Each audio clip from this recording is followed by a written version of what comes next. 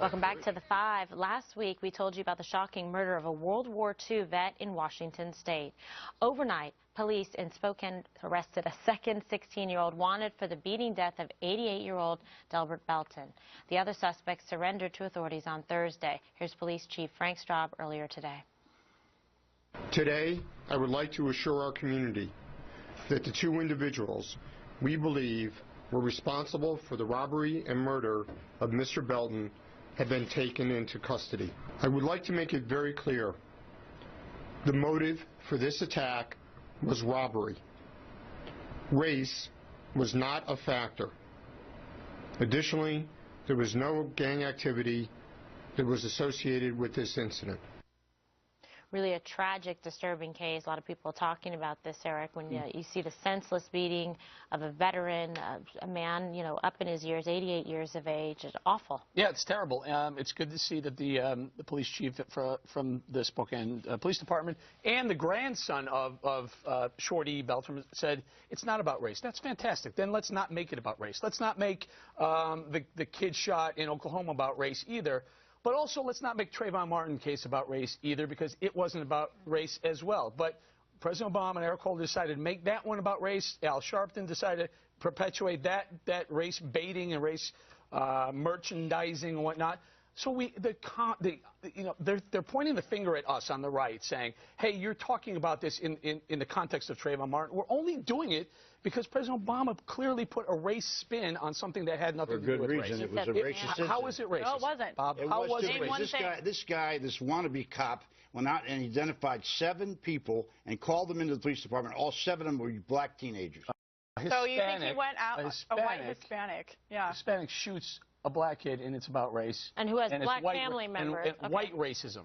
What I'm saying is he turned in, his modus operandi was to turn in black kids in that No, his modus operandi was to turn in people who he thought may have been breaking into homes. Thought. I see. And very well trained, and that fit the suspect profile. Right, and they checked it from a civil rights perspective. Your boy, Eric Holder, in the Justice Department, they investigated it, and the FBI did. And guess what? They didn't find that there was any racial overtones whatsoever. Sorry, Bob. The family, the Trayvon Martin family and lawyers said it's not about race. Let's not make it about race. But the left made it about race. Yeah. Well, there you go. I mean, Greg. the point Eric is making is the right one. It's not about race until you put it into the context of the media coverage and political interest in Trayvon Martin, whether you believe it is race or not. The amount of it was so large that it begs for a balance, and that's where the race thing comes in. The big story to me is always going to be how political correctness affects the incidence of crime when you cannot describe a suspect for fear of racism in a newspaper article or a flyer, or you can't report on a crime because it doesn't fit the media storyline because you might be seen as racist. So the Trayvon Martin case, because it is white, Hispanic on black, that will get coverage, but these other things won't. I do believe that the Chris Lane thing, the CNN is calling it a thrill killing, not a race crime. Why can't it be both?